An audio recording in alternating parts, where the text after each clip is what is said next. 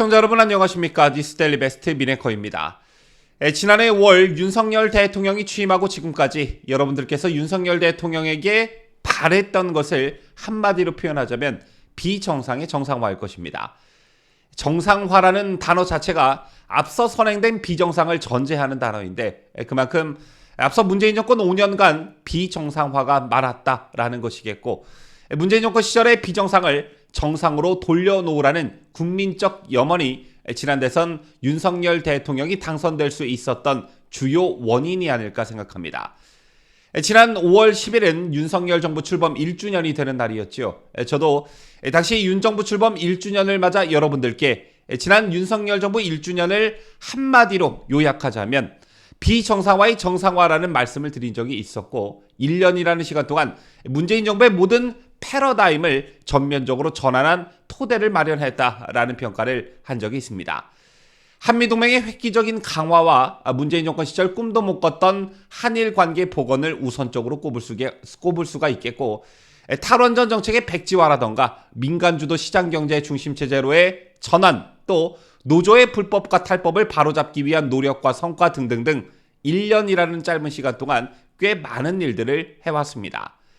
문재인 정권 시절 망가진 대한민국을 다시 일으켜 세워서 글로벌 중추국가로 발전시킬 수 있는 어떤 방향 설정이 아주 잘 되었고, 실제 이런 것들이 실천에 옮겨지고 있다, 이런 말씀을 드리고 싶은데요.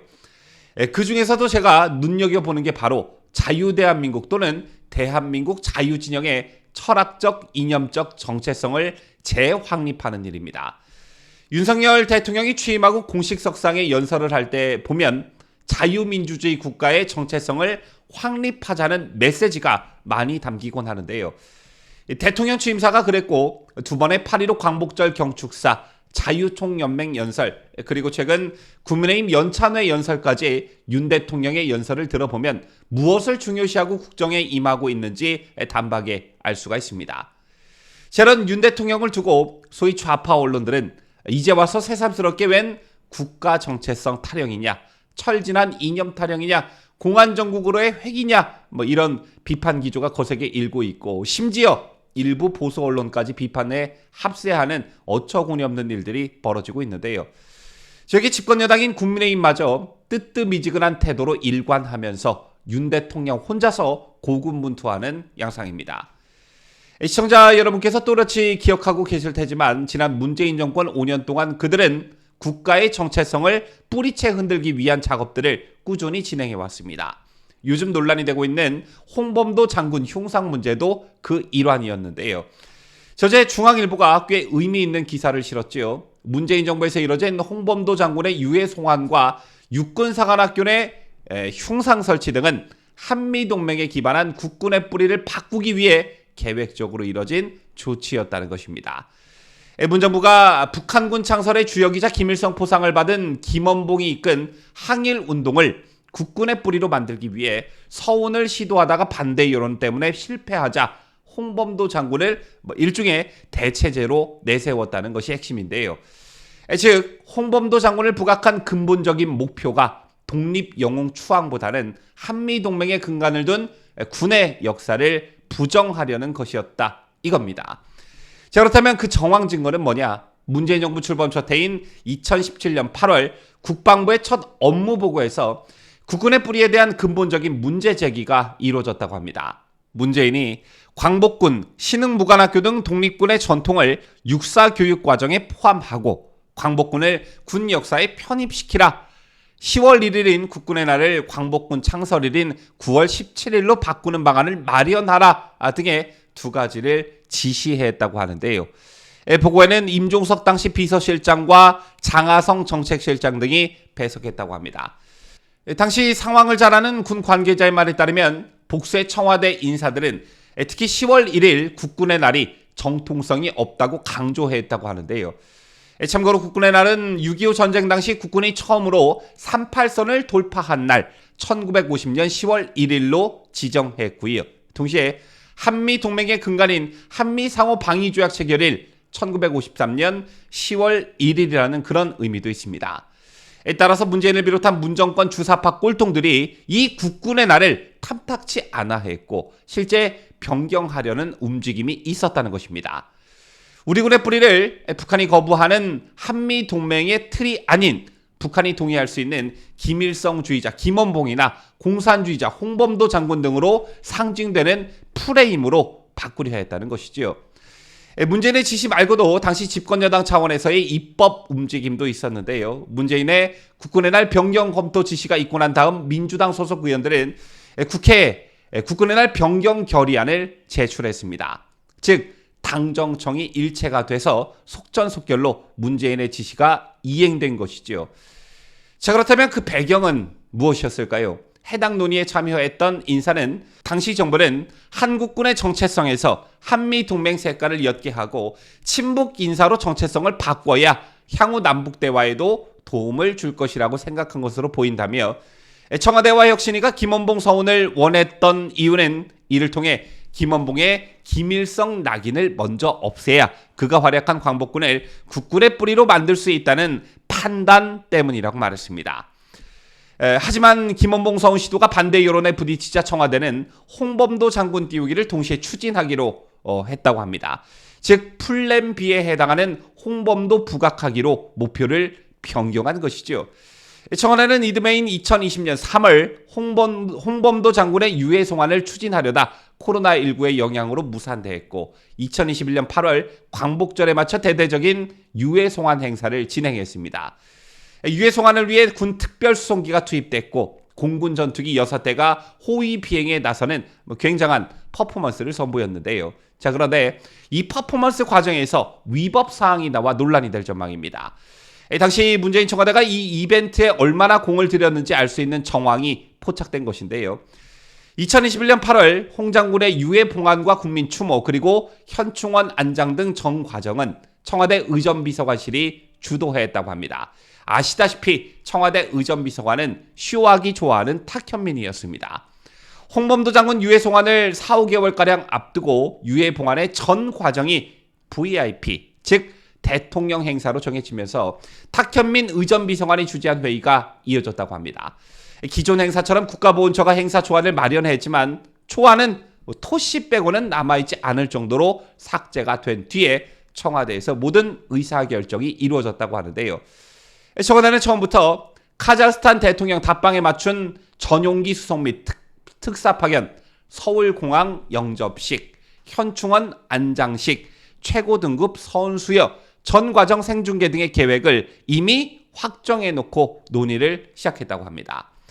이런 행사를 진행하기 위해선 위법사항은 없는지, 규정 위반은 없는지, 실정법 위반 등은 없는지 등등을 먼저 따져봐야 하지만 결론부터 정해놨다는 것인데요. 그러다 보니까 위법 우려가 끊임없이 제기됐다고 합니다. 실제 홍 장군이 안장된 국립대전현충원 묘지터 선정부터 문제였다고 합니다.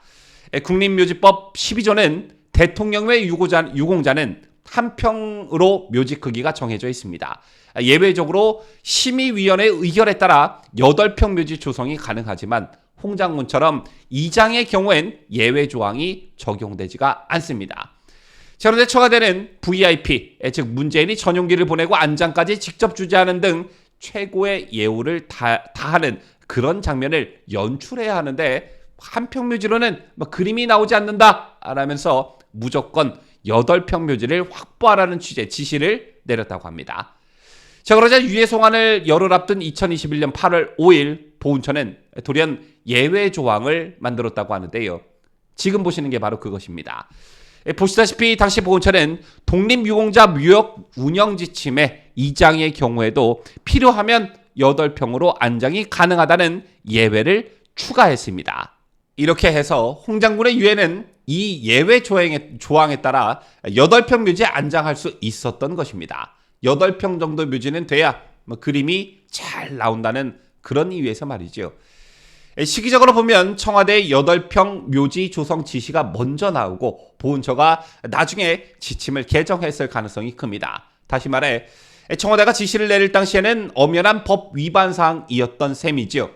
홍범도 장군을 들러리 세운 게 어느 세력인지 잘 알 수 있는 대목이 아닐까 생각합니다. 자, 이것 말고도 규정 위반은 또 있었습니다. 청와대는 8평 묘지 문제가 해결된 뒤에는 위치를 문제 삼았다고 합니다. 관련 전례 업무 편람 규정은 안장 순서대로 묘지를 써야 한다라고 규정하고 있는데요.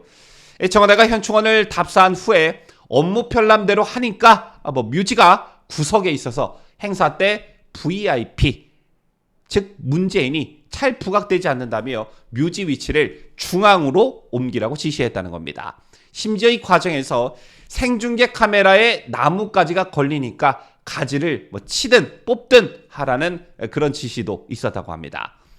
주인공이 홍범도 장군인지 문재인인지 헷갈리는 대목이 있지요. 아니, 헷갈리는 게 아니라 처음부터 주인공은 홍범도가 아닌 문재인이었던 것입니다. 결과적으로 묘소는 안장수설을 새치기에 대전 현충원 제3묘역 중앙에 조성됐습니다.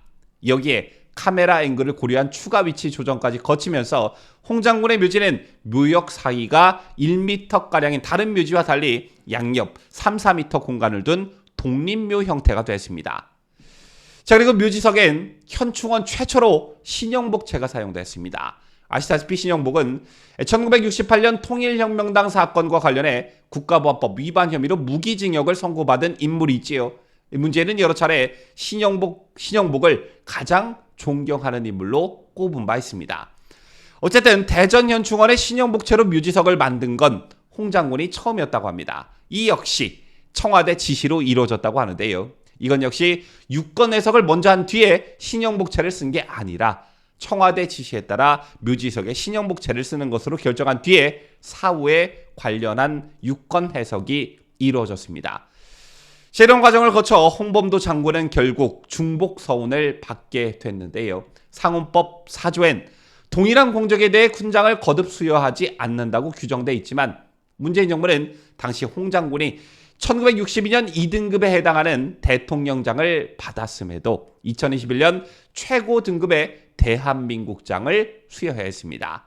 이 부분과 관련해서는 윤석열 정부 들어 부로 격상된 국가본부가 홍 장군에 대한 중복서운을 다시 들여다보고 있는 상황입니다. 자, 결론적으로 보면 문재인 정부가 무리하게 홍범도 띄우기에 나섰던 것은 홍범도를 내세워 국가의 정체성을 재설정하려는 정치적 목적 때문이었습니다.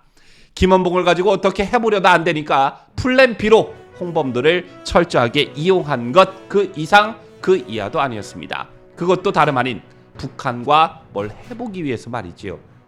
지금까지 저는 자유대한민국을 수호하는 뉴스 데일리 베스트 민앵커였습니다.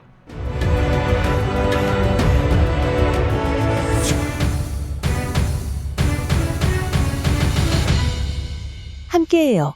뉴스 데일리 베스트.